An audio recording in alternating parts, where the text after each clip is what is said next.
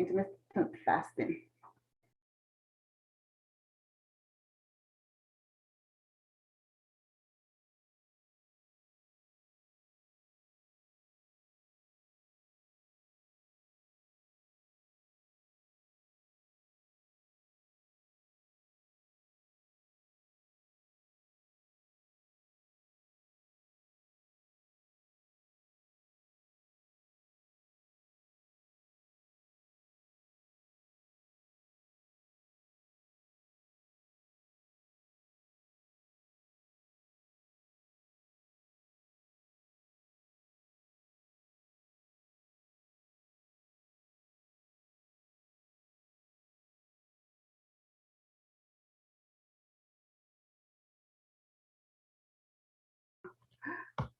Okay, sorry about that. I think I exited myself.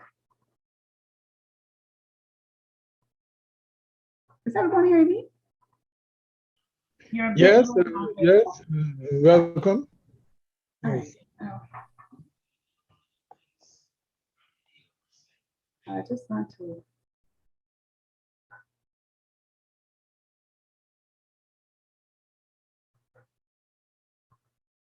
Okay. Now, as I said, this evening I'll be looking at calorie restriction through intermittent fasting.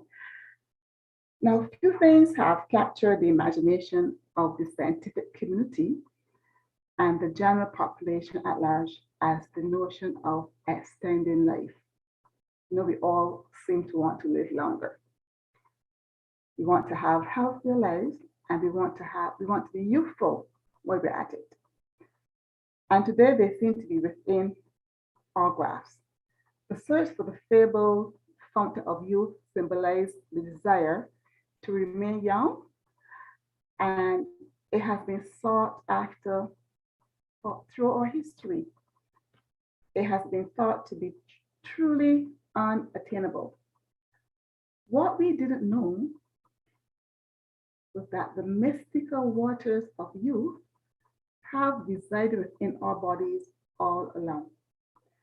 The human body is an amazing, shown to survive and strive no matter what the external forces may be. So with that little introduction, just let us bow our heads forward in prayer. Our Father in heaven, so much for the Sabbath. We thank you for this time to share a nugget of saints. I ask that as I deliver the word, that your Holy Spirit may guide me in all that I have to say, and that the words will not fall on deaf ears, but it may mean something to somebody, and someone's life may be changed by it. So be with us now as I start, and grant us an enjoyable and many things for Christ's sake. All right, so we look at Psalms 139:14. I will praise thee and wonderfully made. Marvelous are thy words, and that my soul well. So here, David is saying how fearfully and wonderfully made. So this evening, we dig a little deeper to show you how indeed it is so wonderful. Said on the benefits of calorie, and I will touch a little bit on intermittent fasting and autophagy. Now, there was excitement throughout the research when it was realized that longevity was closely related to calorie restriction. It's shown that the more calories an animal eats, the faster it ages. And I will use CR as the abbreviation for calorie restriction. Animals not only live longer, they remain more active throughout life and remain free from cancer, diabetes, and heart disease for a much longer time. Now, CR is an approach to health and that contends that consuming fewer calories daily that your body is accustomed to getting will improve physical and cognitive, and may add like years to your life. The vital point of CRA is to learn how to provide the body with less calories. And the body responds learning to use calories in more, which are taken in more efficiently. So the key to healthy calorie restriction is to eat nutrient-dense food that has maximum nutrition value per calorie, rather than nutrient-poor food, empty calories. So the sodas and the candy and sweet biscuits, those are examples of nutrient-poor foods and foods that we ought not to eat really. So, but before I go into the CR, I just want to briefly and simply take a little look at some physiology. Very, very simple. Now, when we eat food, our body breaks down that food and into small units of food. They're small enough that our bodies can take them in and they can enter the blood system.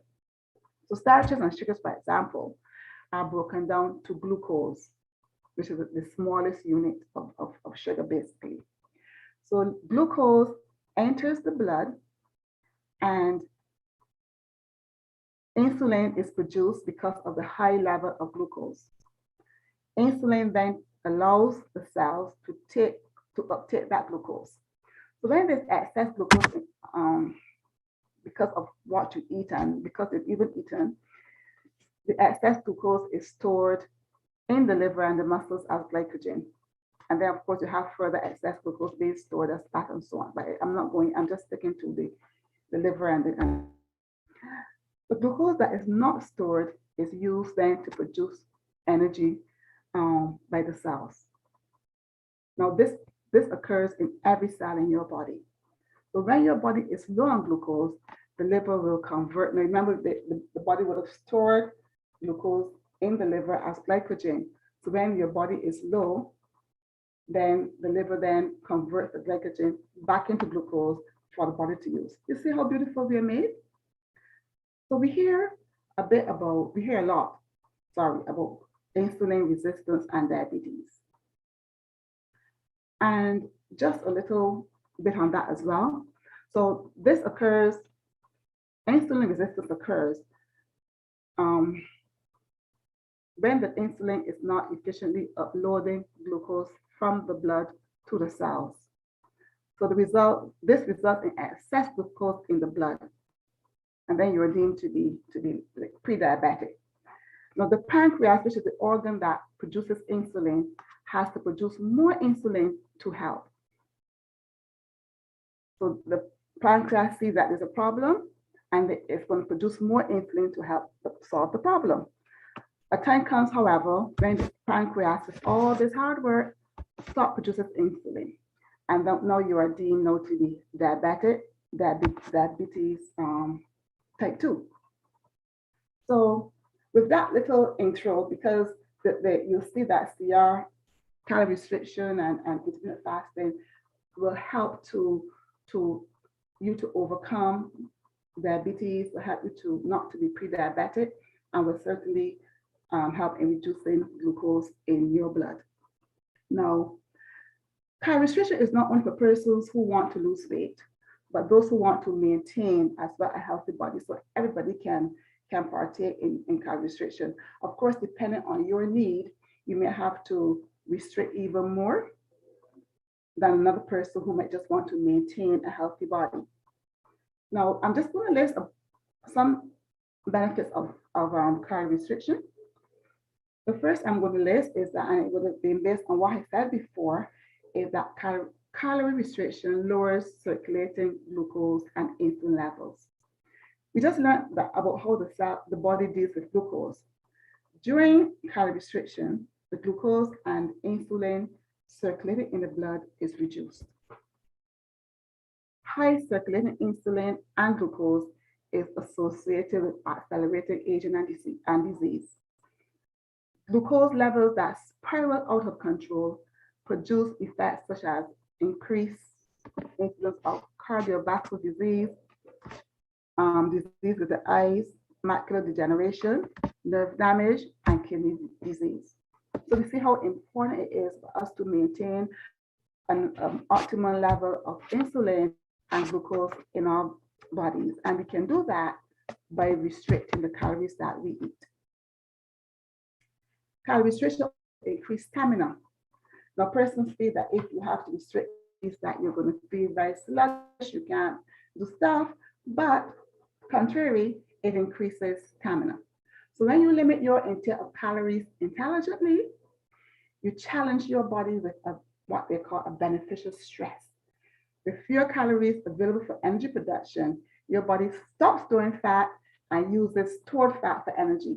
So if your body is now using that stored fat for energy because you have restricted the calories, you can see how those persons who want to lose weight can start dropping off some size. So as cells are to low food supply, they create more mitochondria, and we would have been told in the past that mitochondria, they are the little organelles in the cells that produce the energy. So if you restrict your diet, you're going to have more mitochondria being created, more energy, and this causes you then to greatly increase.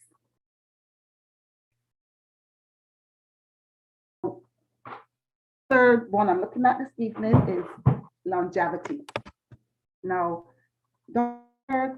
Garantia at the Massachusetts Institute of Technology, MIT, discovered SIR2.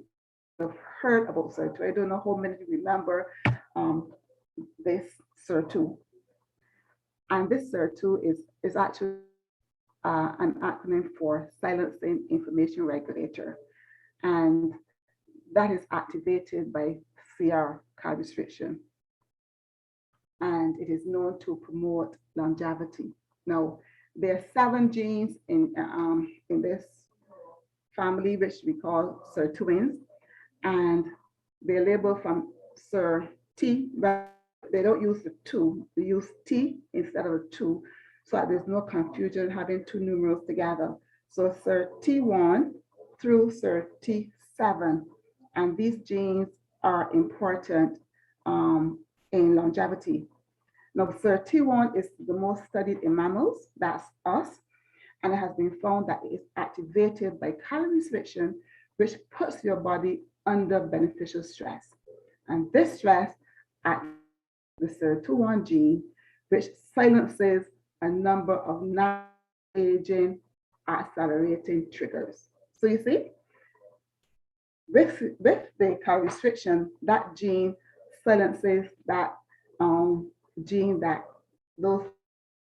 make you age. And then you have the sister genes, SIR-T3 and SIR-T4, which preserve life by facilitated energy production when calories are limited.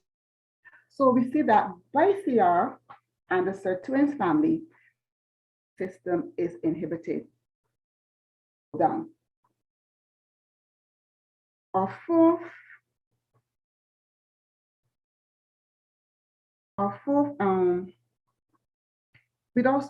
want to also mention at this point. Okay, I think that comes. Okay, so CR also reduces body fat, and that would have come up a little earlier. The CR rate is not really meant to be real. It is supposed to be a real. But if you take in fewer calories, your body will naturally divert existing fat from storage to be used as energy. So in calorie restriction, when the SIR-T1 is activated, it shuts down the fat managing gene, which is PAR gamma, that facilitates fat storage. By turning this gene off, fat accumulation and storage are also effectively turned off, allowing the body to burn fat for energy more efficiently. And there's ample research which shows that lower body fat means a healthier you, reducing the risk of heart disease and diabetes. Now, we can't now believe that our body should not have any fat, and there are persons who try to really get their fat levels really down, and then they have other challenges. But the CR diet allows you to get your body fat down to the optimal level, put it that way. So because a certain amount of fat is necessary, because fat regulates body temperature, it protects and pass internal organs, and is a primary storage for the body's energy. So you find that persons who practice calorie restriction, they would have a lower body fat, simply because they consume fewer calories. So there really is no need to try to further reduce the amount of fat that you have in your body if you are going to be a calorie restriction practitioner. The fifth point, CR rejuvenate nerve cells. Calorie restriction increases the brain's capability for repair and cognition. And data has shown that CR is instrumental in increasing the number of newly generated brain cells, and coupled with physical and mental activity, possibly reducing the incidence and severity of human neurodegenerative disorders. And one can therefore expect improved long and short-term memory. And I think that this is something, because sometimes when I speak to my friends, and I could attest to it too, I can testify that it happens to me. I might need to go into the laundry for something, and when I get to the laundry, I'm like, why am I here? I cannot remember why I left where I was to go to the laundry. I have to go back, and then I remember, oh yes, I went to get. And I'm sure that happens to, at least to me. So we want to improve, I want to improve this short-term, long-term memory and sharp awareness in whatever we do. So we can incorporate cognitive testing through brain games. And then you will realize that, that there's improvement. Also learn to speak another language or play an instrument. Those have good reputations for brain training. So these things you can get by following a CR diet. Now, calorie restriction also decreases inflammation. So when we think of inflammation, we think of swelling, redness, and pain. So we know when you get cut, we see, the area gets red, and we see it's paining, the swelling. And while not all inflammation is bad, because that is where the body is healing your tissue, and in all that way, the immune system is also working. But then there's an inflammation which is also associated with things like arthritis, atherosclerosis, some cancers, and some cardiovascular diseases. And they are thought to be inflammation related. Now, I had very high inflammation at some point because I went and I got a test done, and the erythrocyte sedimentation rate, which is ERS, came back pretty high. Actually, it was so high, it was off the chart. It was off the chart. And that could mean several things. Now, when you have that high ESR, that inflammation, it means that the proteins which are in the blood, fibrinogen, these proteins cause the red blood cells to cling together and form clumps. And this is not good. So it makes them heavier, and then they fall faster, which increases the ESR. And that's not a situation you want to be in. But somehow I guess I didn't pay a lot of mind at the time. But I started Sister Sherry. I started drinking Sister Sherry's brew. And she has in that brew, and she would bring me a bottle every Sabbath. She had ginger, turmeric, sugar apple leaves, soursop leaves, bay leaves, lemongrass, hibiscus flowers, guava leaves, clove, cinnamon sticks, coconut water, fennel, grape juice, English apple, and sorrel. Well, I cannot tell you which of those or which combination of those worked. But when I had my ESR check thereafter, it was perfect. So there was something in that brew that caused my inflammation to go right down. Thank you. Thank you, Sherry. Thank you. So being overweight fuels the inflammation processes because fat cells secrete chemicals that promote inflammation. So excess weight increases an individual's risk of coronary heart disease, diabetes, and other diseases related to plaque building in artery walls, such as strokes. So inflammation is not something you play with. So calorie restriction decreases this, and coupled with how we the different things which God has provided for us, those things that He's provided to satisfy our mouths, those things will also help to make our to decrease inflammation in our bodies. So the calorie restriction also thins the blood, and in the case of the inflammation, where it reduces the platelets from sticking together, and therefore decrease the potential for dangerous blood clots. Now, remember that if you're going to be getting into anything that is really severe, or you're really changing up significantly your lifestyle, consult your doctor when before you embark on this CR journey, because for example, in this case where the CR will reduce the inflammation, and then you may be on aspirin or using some kind of fish oil that will also reduce inflammation. So you would want to get your physician's input, especially if you have existing health challenges. So an effective way then to restrict calories is that we know that we are encouraged. We always hear people say that we should eat 6 small meals a day. But we know that even the spirit of prophecy advice is that really 2 meals is pretty good for us to eat. But the big businesses need you to consume more food and eat more often. It is all about the money. But we are told that if we eat 6 or more times a day, we will increase our metabolism. And we sure do. Because all of the metabolic activity associated with eating those meals will kick in, including storing the excess fat.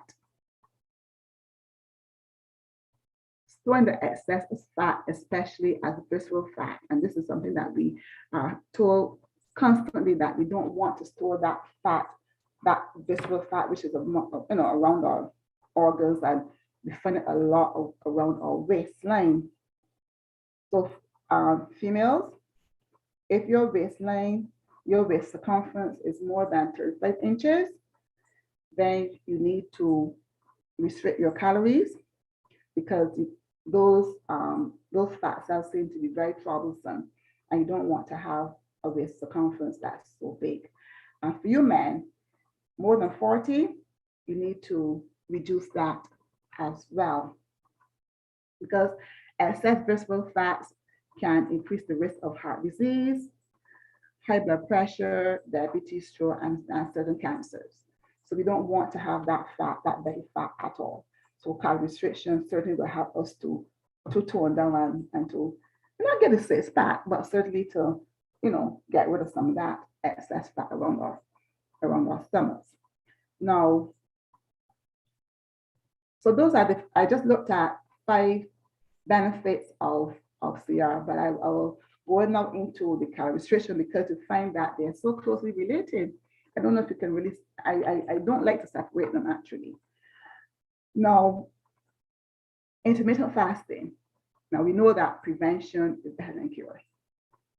While the principles of intermittent fasting are often only thought of as ways to lose weight, it's important to remember that it is also an effective way to maintain weight loss and to prevent weight gain from happening in the first place. Prevention. So simply put, when adapted to fit your own personal lifestyle, the principles of intermittent fasting can apply to everyone. So everyone can do intermittent fasting, but again, like as in the CR, I would also advise that you also speak to your physician and get guidance. Now, the principle of intermittent fasting, I mean, I know it works because I started doing it again. But I kind of was on it and I would slip now and then, but I have been basically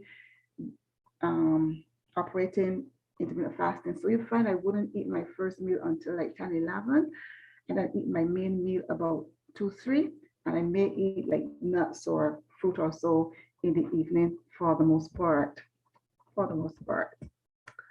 So, and I've started that again in earnest because it actually helps to lose weight, especially, I don't know about some of you, but I put on some COVID fat. So I really needed to take that off urgently. So I started the intermittent fasting along with the calorie restriction. Now, we know the older generation, they used to do intermittent fasting, and I don't, well, of course, those are 2 new words. So, but I remember my grandmother and the older persons, they would get up and they would go outside and they would turn around, look after the stock, and they would sweep up the yard and that sort of thing. And then they would come in and they would have their tea. And they would have like bakes or cassava hacks or I know my grandmother she used to dry flying fish on the line. So you have some dry flying fish and all kind of thing you would have.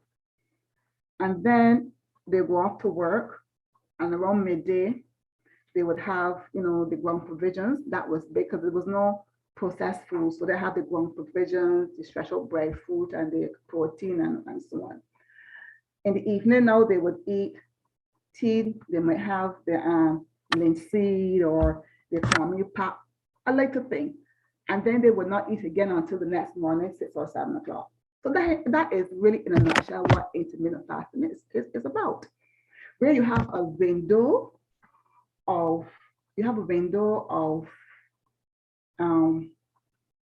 fasting, and if you sleep 8 hours a night and you fast and you say you go to bed at 7 o'clock or you start eating at 7 o'clock, and then you go to bed at 8 and you sleep, and then you get up and your next meal is 7 the next day, you've actually fasted for 12 hours.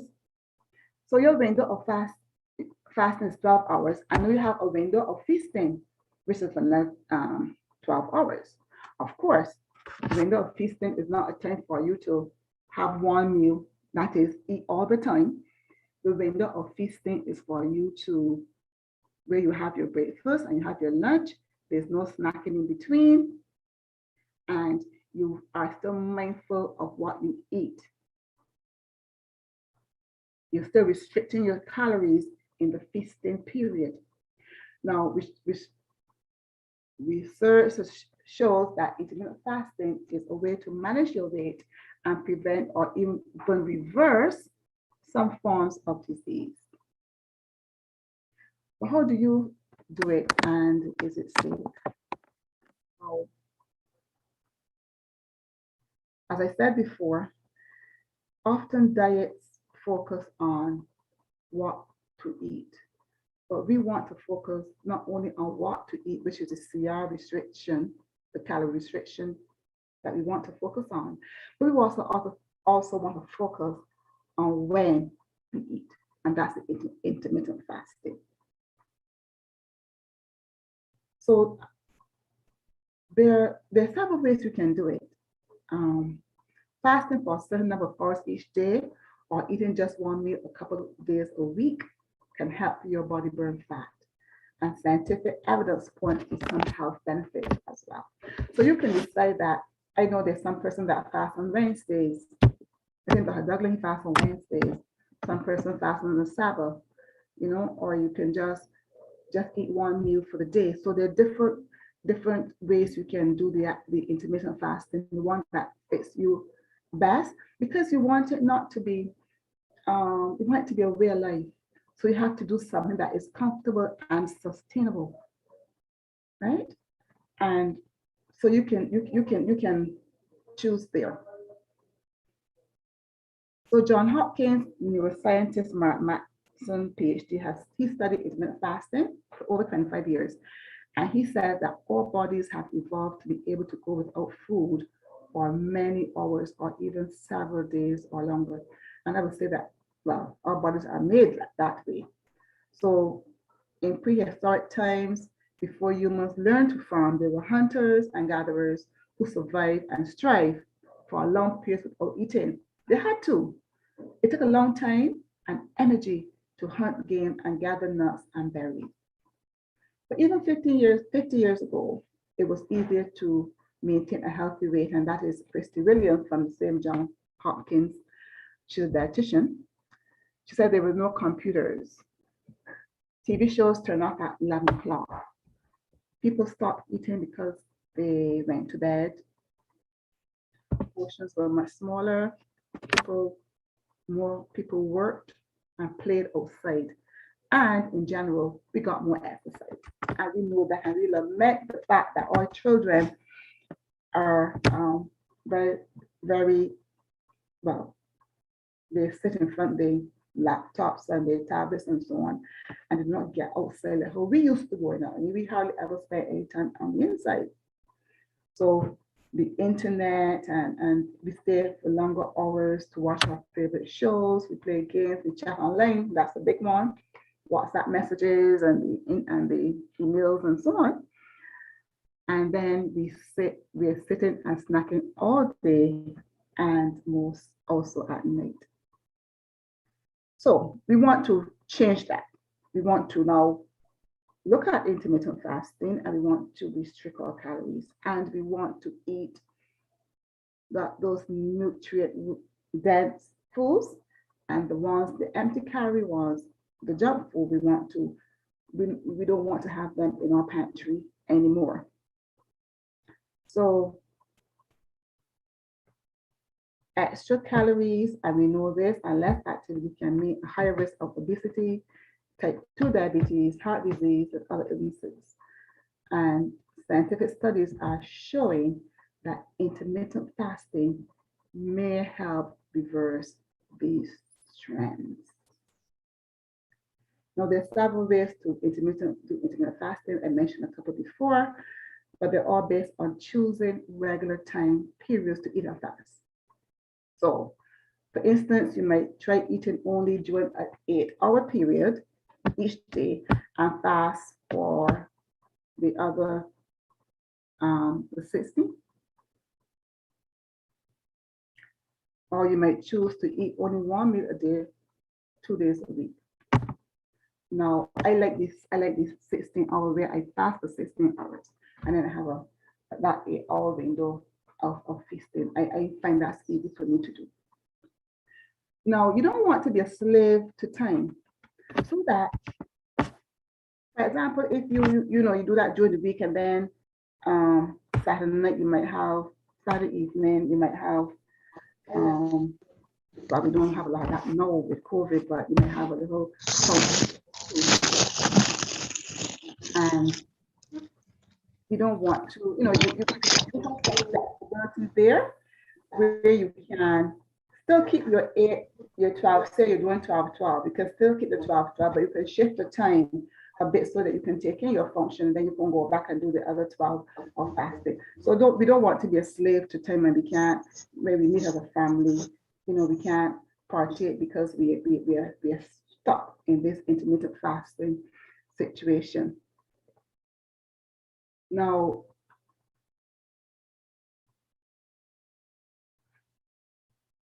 intermittent fasting works by prolonging the period when your body has burned through the calories consumed during your last meal and begins burning fat.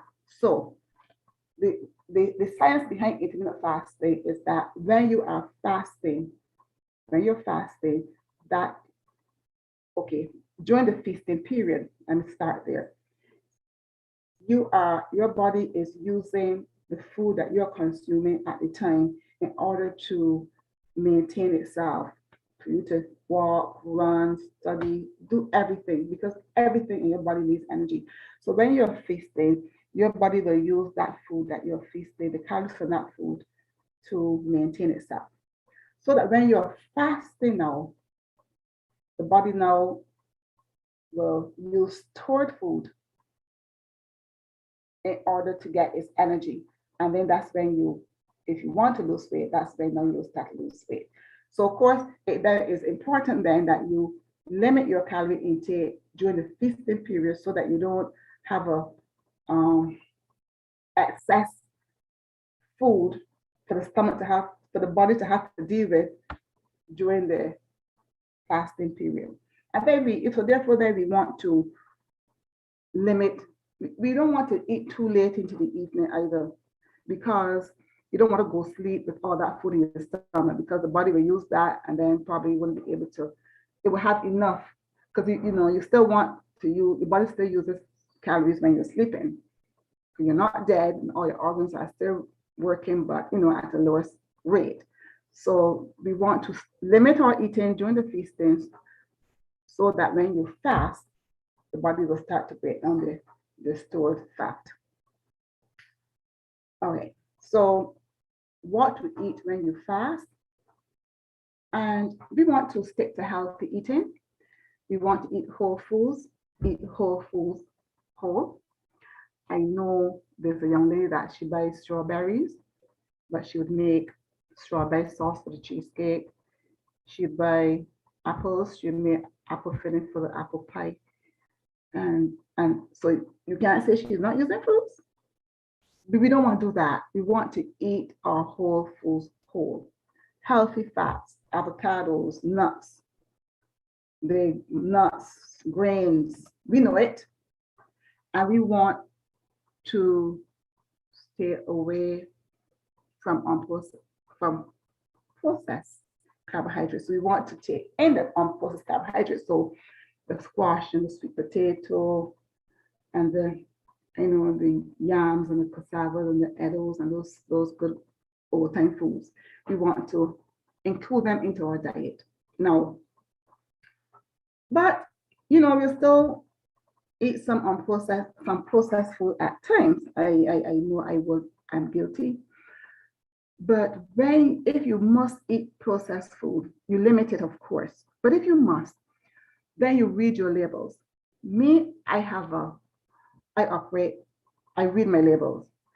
If I see the ingredient list too long, and half the time the words, the chemicals in those in that ingredient list, we cannot even pronounce. We don't know what they are. We don't know anything about them, and the list is long.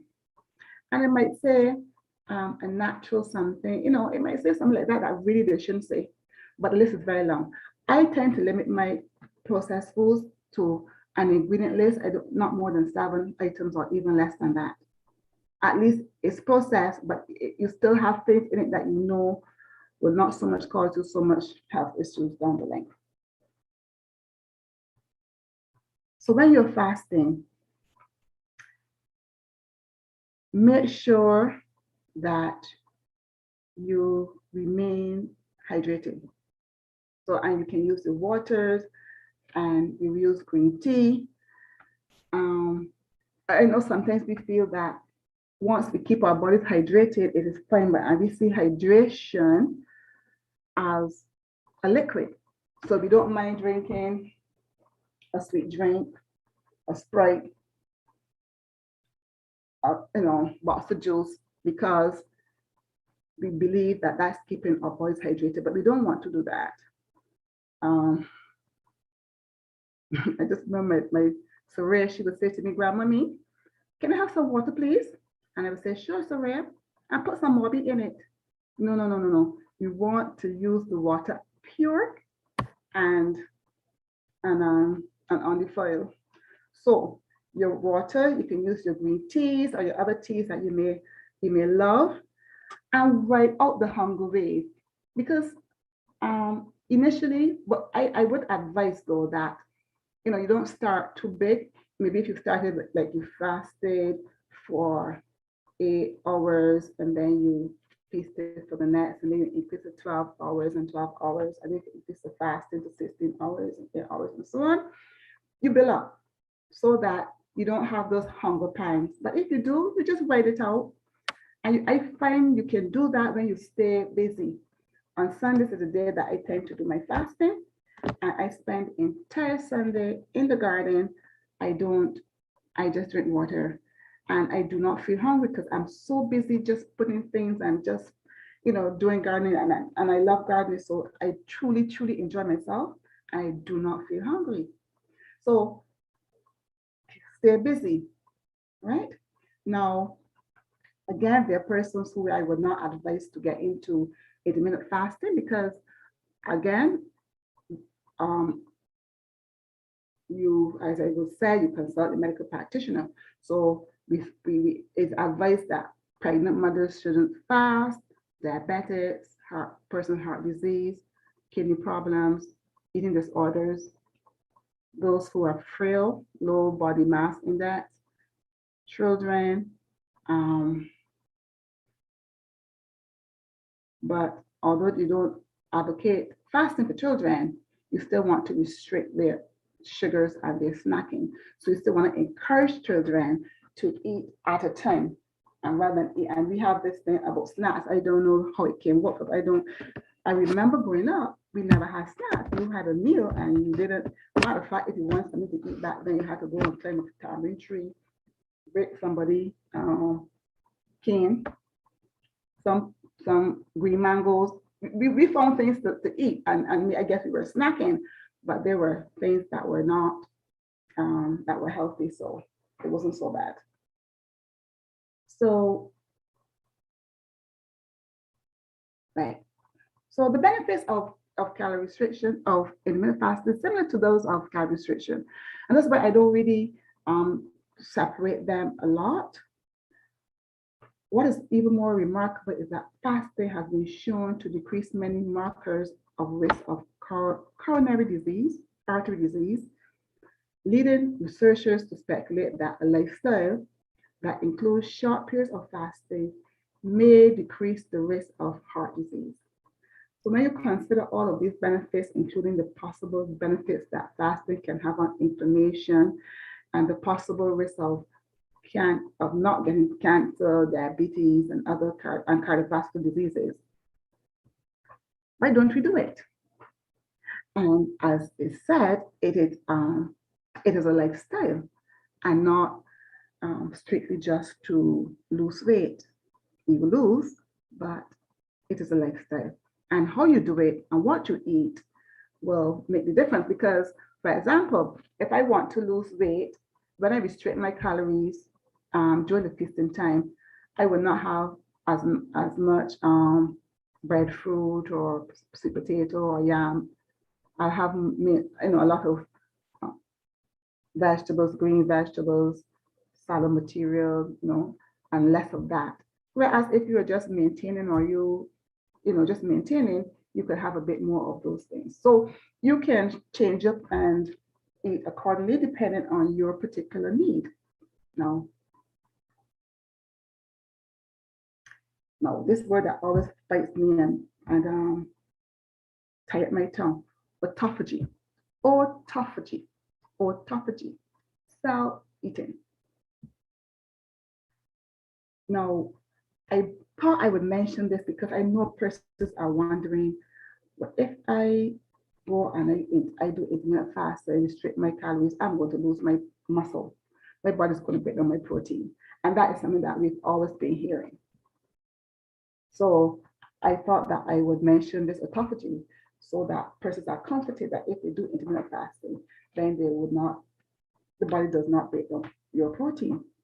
Now, October 3rd, 2016, the Nobel Prize in Physiology was awarded to a Japanese guy called Yoshinori Oshumi for discoveries of the mechanism for autophagy. And this is cleaning up old cells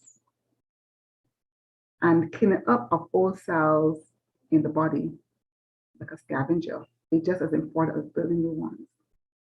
And autophagy happens when we fast over long periods. And you know, this is a whole presentation itself. So I'm just kind of like skimming the surface. 30 hours of fasting, 36 hours, your body can start to get into that phase where you're fasting, so you're not eating, and therefore you're depriving the body of protein, and the body needs protein. So what the body does, I mean, this is we can see how beautiful and how wonderfully we are made. The body starts looking for protein within itself. But because we are so wonderfully made, the body is not going to start looking to break down the muscle, which is a good protein. I mean, your muscles, when you exercise and so on, they need repair and so on, and autophagy will play a role in there. But when the body starts scavenging for protein, it's not going to look and start attacking your muscles. It scavenges bacterial cancer cells.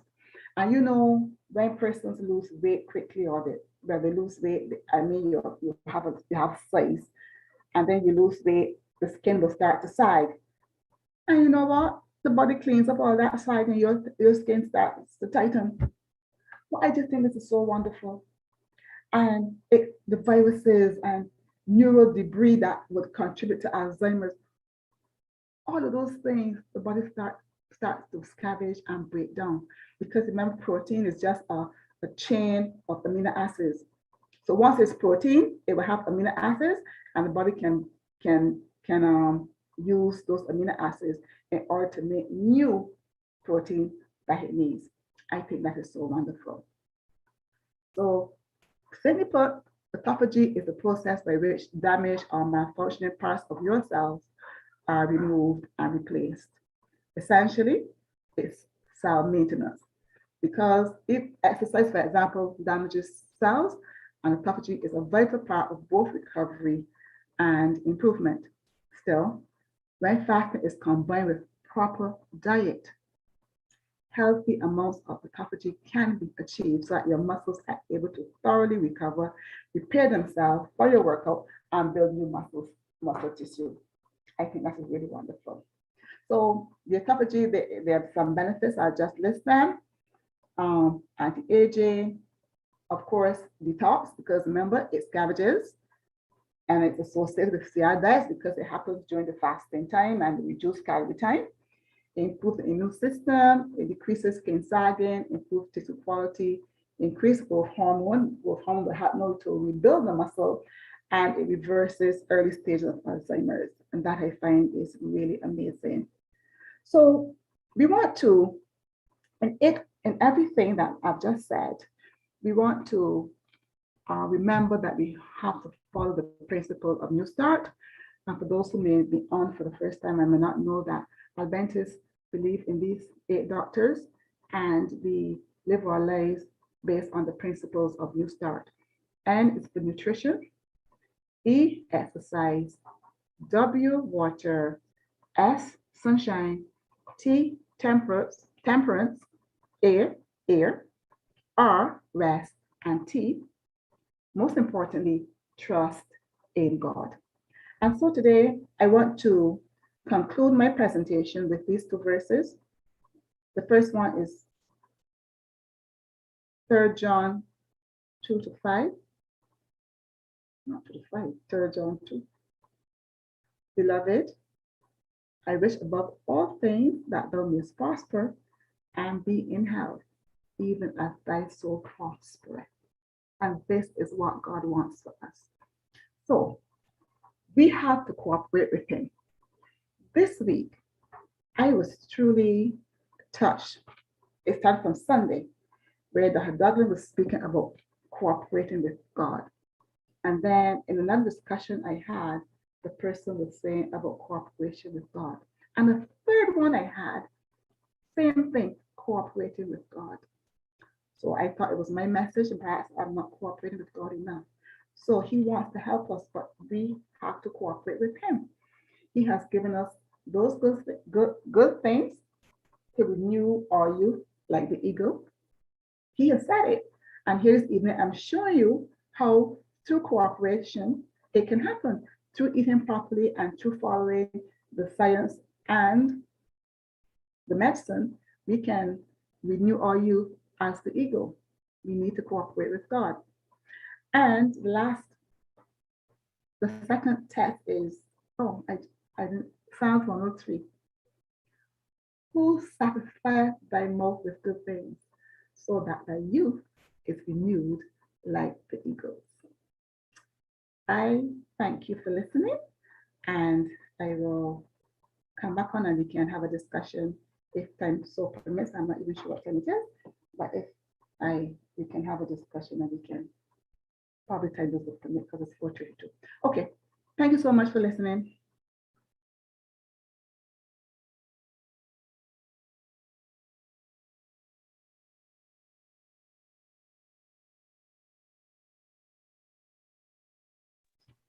If you entertain any questions? Yes, the organizer, if you would have to tell us how much time we have to engage in the discussion. Well, I'll start with the organizers. Okay, Steve. It was good listening to you today. Yes, it reminded me a lot about when we all did the classes with Dr. Douglin preparing for missionary work, medical missionary work. Yeah. And at this time now during the pandemic, or whatever it is, it is good that we can really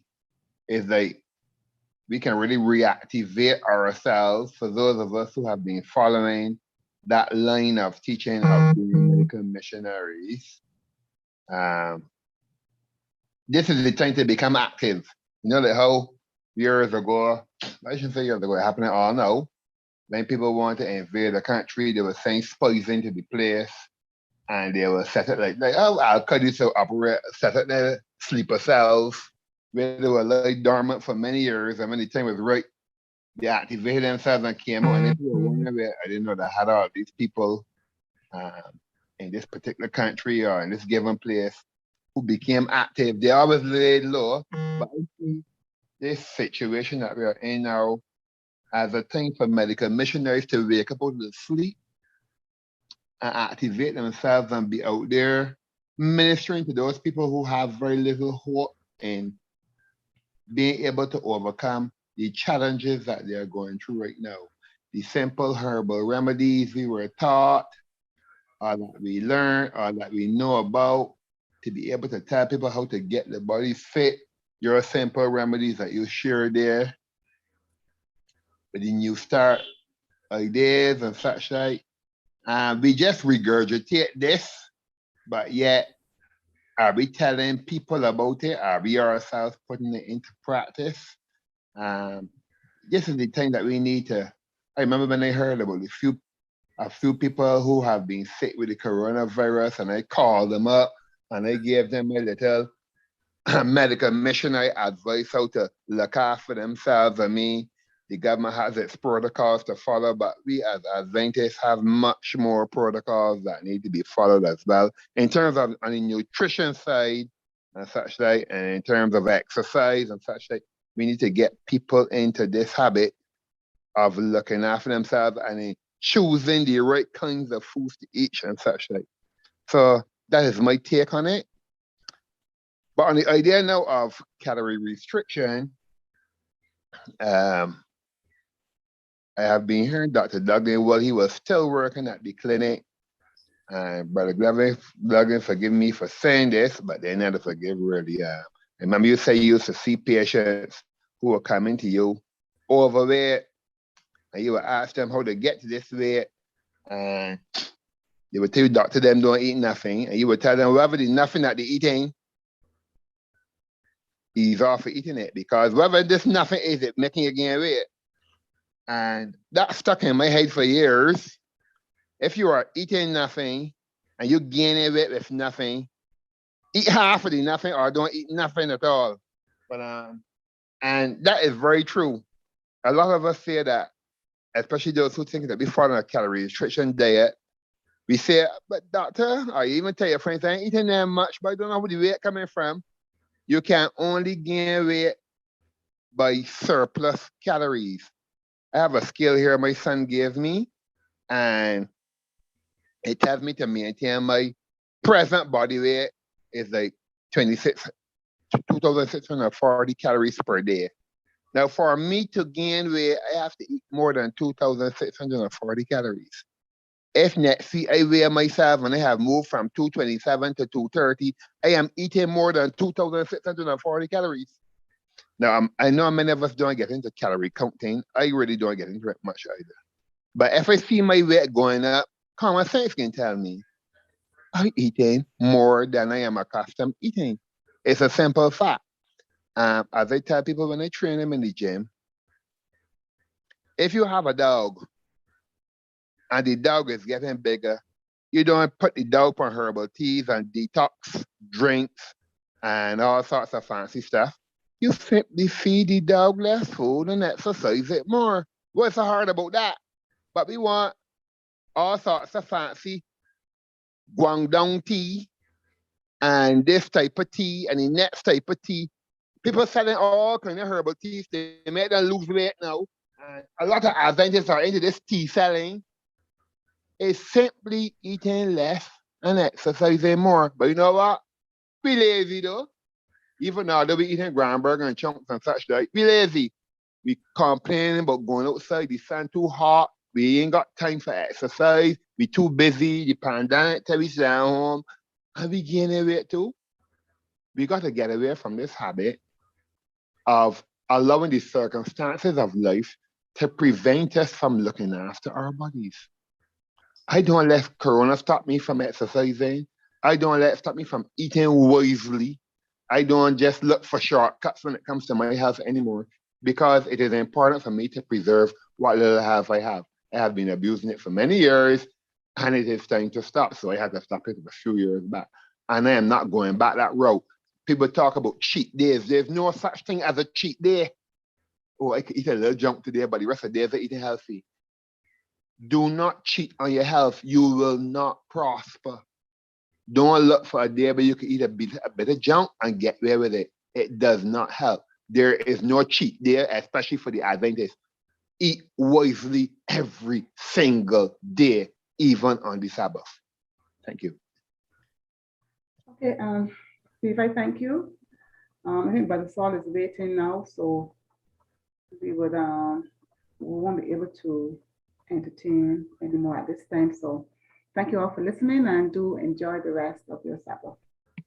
God bless.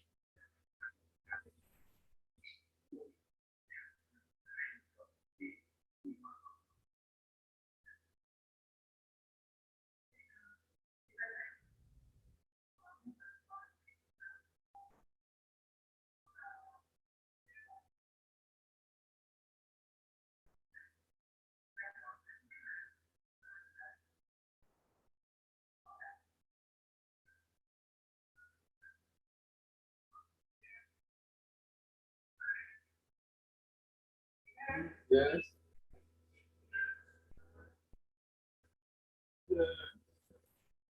Stop it and then start back. You can stop it and then start back.